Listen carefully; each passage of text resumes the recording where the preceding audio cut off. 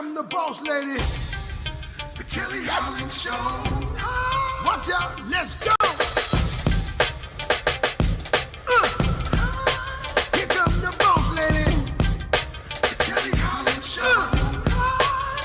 Let's drop it. Here come the boss lady, the Kelly Holland Show. Come on. She gonna get it right. Research all about your life. Her info's always tight. Talking just to get inside. Gospel talking, Bible walking, wanna help you see. Faith is calling and she's walking with the victory. The king is on her side and she never quits. Put you on the show and you reminisce. Creative to the point where she's making hits. Business savvy is a Kelly. Are you getting this? The Kelly Holland Show. I'm liking this. The Kelly Holland Show. Come on, y'all.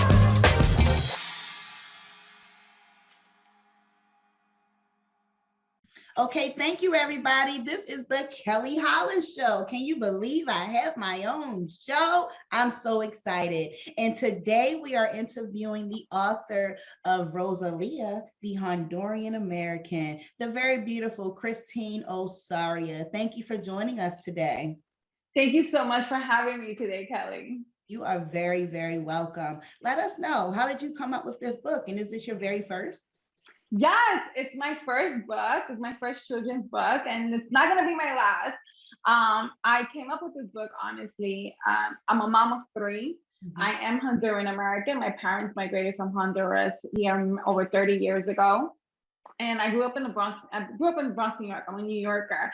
And the reason why I wrote this book, honestly, was because of the fact that there was not so many books out there about being Honduran, and there were no books actually about being Honduran American. And as a mother of 3 with children who are Dominican, who are Hispanic, they're Dominican and Honduran.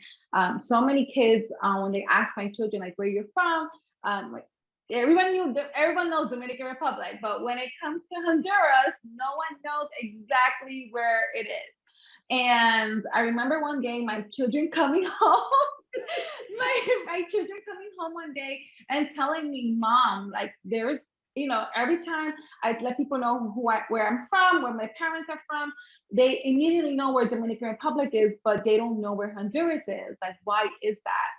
And it just brought back, honestly, memories when I was a child and I was in elementary school, and how many children didn't know about Honduras. And I went to a very diverse school. I'm from the Bronx, New York. So as you know, it's so much diversity. There's Puerto Ricans, Dominicans, African Americans, Black, Mexicans. So there's a variety of so much diversity. But the truth of the matter is that not a lot of people know about Honduras. So it brought back memories. And, one day I just said, I am just going to take this leap and I'm just going to write this book, share my story and, and share about being Honduran and how to embrace your culture and be proud of who you are. And, and I wrote this book around the time, around the time where, the past president, and there was just so much going on. And I just felt like it was just so important to talk about diversity and embracing your culture in a time where so many children feel that they will feel like not like they fit in, if that makes sense. I definitely understand what you're saying. And speaking of, and not too much, of the past president, I definitely understand the need for this type of tool to be put into place. And I hope it's not the last book that will be coming from author Osoria. Definitely not. So, quick question, as a mother, how did your children receive the book? Were they able to read it and understand it? Yeah, so I am a mom of teenage girls. I have 3 children. So I have 2 teenagers and I have a 5-year-old. And when in the process of writing this book, I would read to them. And a lot of the times I didn't want to, because I kind of wanted also to surprise them. And I was like, just let them know mommy's writing a book. But when they read the story and they were like, Mom, I can so relate to this story. And I'll be honest, Kelly, a part of me was really scared to share this story, because I was like, oh my goodness, like what's going to happen? Who's going to relate to it? but hearing my children tell me how much they can relate to it, how much they can relate to the story, and how many other kids could probably relate to it, inspired me to keep moving, motivated me actually to keep moving. But when they read it, we did cry all together because they're like, Mommy's an author. But I still feels good. Even my 5-year-old son, when he picks up the book and he goes, Mommy, that's you. And that just alone is just that message of, I did the right thing by writing this book and sharing the story. That is a beautiful thing. Thank you. And you're welcome. It's amazing that you felt this need and that you put it out there and that it's been receptive. Just the business of it all, when getting the concept of a book that is it difficult going from a thought, an idea into your finished product? Yes, I really think it is. It took me, now this process took 11 months. Now I've always thought about being an author, but I didn't know what was initially the process of it, right? Because I didn't grow up with authors in my family. I'm the first author, and I'm the first graduate in college. So congratulations, set the marker high. Yes. So, but the process alone, to answer your question, it's a process where, you have to sit down, you have to write about it, and then you have feelings come up. And I think so many authors can relate. It's like writing in your journal, right? When you're just writing these feelings and emotions of what's coming on, or maybe you're writing your dreams and goals. And sometimes you have those moments where you just want to cry because you're like, is this possible? Can I make this come true? So yeah, so it's I guess to answer the question, right? The process, it's an amazing process to go through because it's your own journey, and only you can tell the story as best as you know how. To go from idea to reality, it was intense, I have to say, because intense in the way that you start second guessing yourself. Absolutely. And and you wonder, can I do this? Can I make this happen? And I think everyone always goes through that self-doubt when they're starting something new. And when it's new to, I guess, to you, to what you're used to doing in like career, right? Because I was a receptionist. I'm a mom. I was a receptionist at the time. And, this is prior to the pandemic. So when I launched the book, it was just so many emotions. Like, can I really accept that I'm an author now? So all those things were coming up during this process from going from idea to reality. Congratulations on your finished product. Thank you. Welcome. You was able to get an illustrator. She was able to get it published on different platforms. I think hats off to you.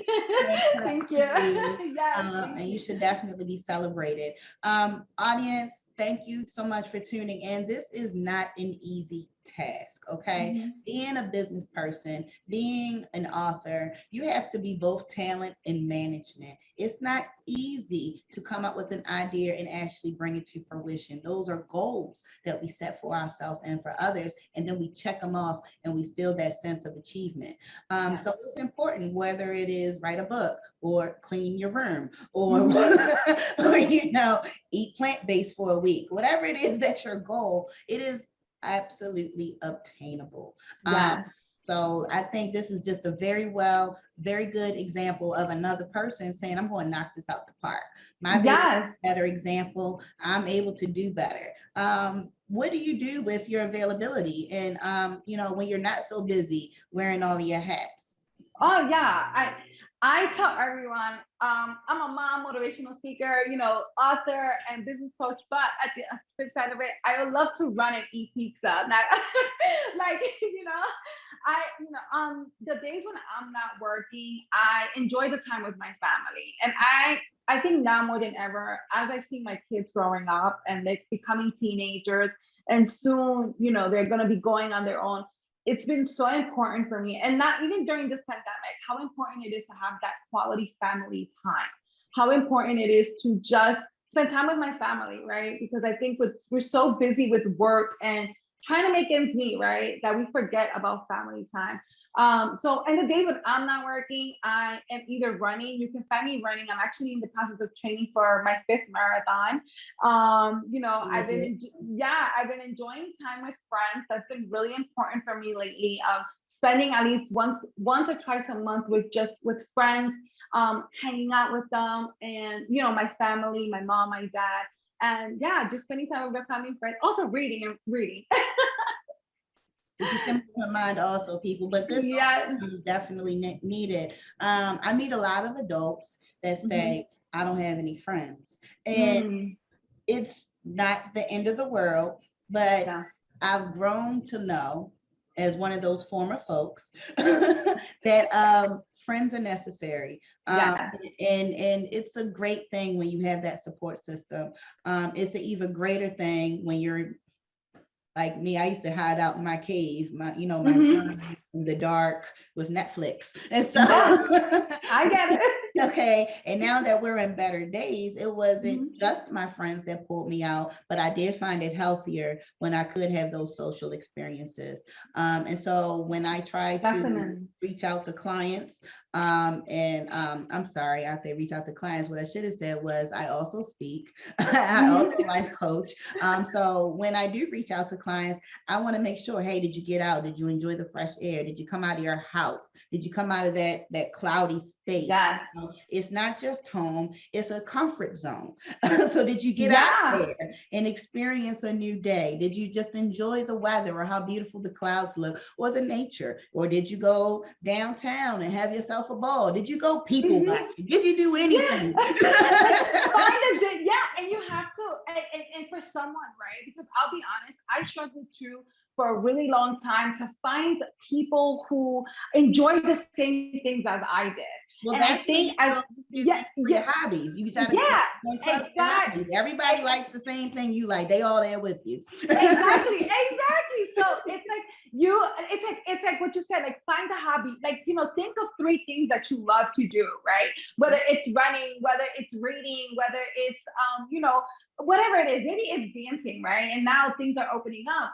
But find your type of tribe, find those people, and you can find those people. Like, when it came to running, I found so many amazing people who love to run. And that alone expanded my friendships. And that alone expanded like my mental state. And it was just so great just to know that I'm gonna meet my friends just to go run.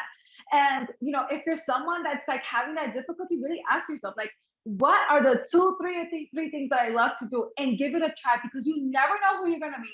And you never know where that friendship can go. Exactly. And how it could expand you, and like it can help you so much just to get out of your house, get out of your comfort zone. Okay, so let's go over the resume. You have how many initials behind your name? Let's count. How many jobs do you have? I love you. Come on, run the list. I'm ready. One. Mom. This is like mom. I'm wife for 15 years. I'm a business coach, an empowerment business coach, an author, motivational speaker, a runner, and I'll say pizza lover. Let's do that 8. There we go. And she still has time to come on this show. And before she did any of that, she was able to have an idea.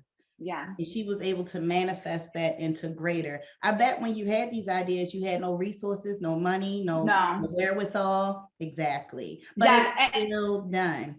8 hats. Yeah. I was about to put up 9. 8 hats. Yeah. And I'm sure there's more that I'm forgetting, but I go just to a little bit go back to what you said. Like, I didn't have no resources and I didn't have no network. Like, I come from a family where my mom, my parents were paycheck to paycheck, you know what I mean?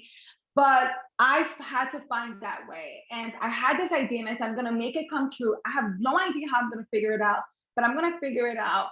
And, I started plugging in. I started doing my research. How can I start a book? How can I illustrate it? How can I publish it? And the same thing was with, starting my brand and business. Like, I grew my network, honestly, by just like getting myself out there and doing the thing that's uncomfortable, meeting different people. And I think that's really important, because I grew up in a home where we didn't have much. And for anyone out there, believe in yourself, because it is possible for you to make an idea and turn into a reality.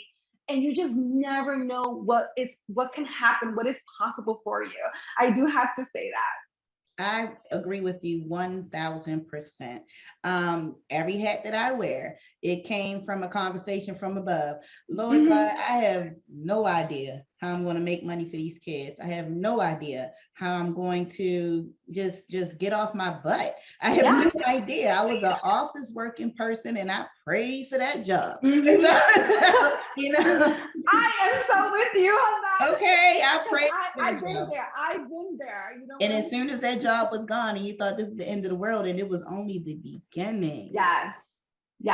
And you know, and I remember getting my first corporate job and getting like, you know, thinking it was like my dream life and this is what I wanted to do. And I had my babies and I got laid off literally like less than a year. And I cried so hard. And I was about 19, 20 at the time, 2021. And I remember crying because I felt like my life was over, but I feel like life is just beginning because I just kept getting tested. But I feel like I was being directed to where I needed to be and not where I thought I needed to be. And sure enough, throughout these years, I've been getting led to, this is my purpose. This is what I'm meant to do. I'm meant to help people and show people what is possible for them. You know, even a girl whose parents don't speak English, who didn't have a big network, but she's making it happen. Correct. And that's exactly what I like to tell all my listeners and watchers. People at the valley, at the bottom, where you think you're at your lowest, that's your best place for creativity, your best place to try it out. What you got to lose? Not a daggone thing. So just pull out your talents that God has given you and see where they can grow with prayer, with will. Okay, okay. There's so much that can be accomplished, and I am a testament to that. Christine is a testament to that. Anyone else you see on my show, we started from nothing, zero, okay? And not just like I was on the street. No, that wasn't the case. I had a home, but I only had 30 days of home. So, okay. That's what rent like no food. Okay, you can lose some of that stuff. Okay, then we take care of our shelter at least. Okay, and we can 30 days at a time unless you get your money together. So that's all of us. All right, it's called a mortgage, and you lay on that mortgage and watch what type of letters they start sending you. Okay. Okay, so it does come together. It's not hopeless. It's not something to give up on. It's not something to think it will never work out. It's not something to say, oh, let me go buy this big piece of equipment and then I could be self-employed. That's the worst thing you could do for yourself. That's the worst thing you could do for yourself. If you can make $10 out of nothing, you can make $100 out of nothing, and you can throw that into more, because then you'll start to get the resources, the network, the helpers, people that want to sew into you, especially if it's a nonprofit. Oh, geez, the possibilities are endless. Exactly. And we all have a talent. I think we need to like really spread that out there. If you're listening, like we all have a talent. When you think that you don't, like you have a gift to share. And if you don't know, exactly what Kelly said, nothing can happen. Nothing's gonna happen. Nothing wrong is gonna happen if you actually sat down and asked yourself, what is it that I can do? Because you'll be surprised at how many amazing things you have done already in your life, even through the obstacles. I'm sure Kelly could like, get me like, we think that obstacles is like the worst thing, but we find so much within ourselves when we realize how strong and powerful we are just by what is it? Like making it happen, right? Going over the obstacles. I'm trying to find the word, but I get it. We get you. I feel similar. Go for it. Finish. What were you going to say? So no, like we all have a talent, and do not think that you don't. Do not think like, it's like, I have nothing to give. Yes, you do. You have a story. You are here and you have a gift. And each and one of us have that gift. We have to just show it, and we have to stop being afraid to show up in this world, right? Nothing is gonna come easy, Whether that means like showing up on social media and just start sharing your story, share it because someone needs to hear it. And you'll be surprised. Them daggone influencers make. I'm like, what am I doing? I can just act crazy on YouTube. and get YouTube checks. I mean, making money, honey. I mean, what they do? They went skateboarding. Exactly. I'm about to start learning. And more. This generation under me learned how to work that nothing out of something. Exactly. Cell phones and Jesus. Yeah, and everything is literally in our hands. So it's like just sit down and really ask yourself, like, what is it that I like to do, and start sharing it, because people out there need to hear it. Like, you know, these stories that Kelly is sharing, you know, it's because we want to, you know, she wants to inspire you, but more it's like she wants to show you what is possible. And I, like, again, I'm a girl from the Bronx. Hello. So, you know what I mean? People think so wrong about communities in the Bronx, but believe it or not, there's so many of us just putting it out there and just showing, hey, listen, if I can do it, you can do it too. Like, don't second guess yourself.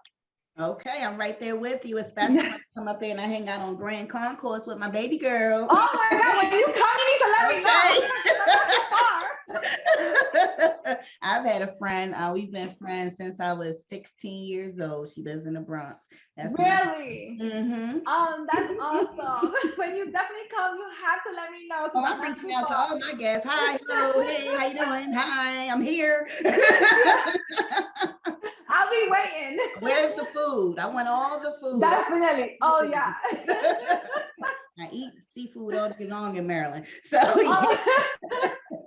oh girl, we're gonna take you out. I'm with it. Always with it. It's been such a pleasure having you here. It's so easy to talk to you and to learn more about you and your projects. Please take a moment to let our watchers and listeners know how they can reach you, how they can reach your projects, any platforms that you're on. This is your time to plug away. Yeah, definitely. You can find me on Instagram. It's Christine Osoria, ChristineOsoria. Just want to spell it out. Also on Facebook, and my website is www.christineosoria.com. Rosalia the Honduran American is available on Amazon, and you can also grab it on my website. And you know, you can always email me. You can always reach out to me. I am here to support. You know, so if anyone out there just wants to send me an email, go ahead. I'm here to support as much as I can. And again, I do have an empowerment and business program, and you know, as well as my book, so you can always like see what it is that I'm doing, and you can always find me on social media sharing something, my runs as well as everything else. Oh, that's nice. You're personable on your social media. That's really nice. Yeah, I am. Business, not just get my program and move on. Yeah. Building that connection. Yeah. $9.99. You can get the set. I'm like, hello. Seriously. I need help. How do I reach help people? Girl, I can laugh and goof off all day. But thank you. I love it. I have to say.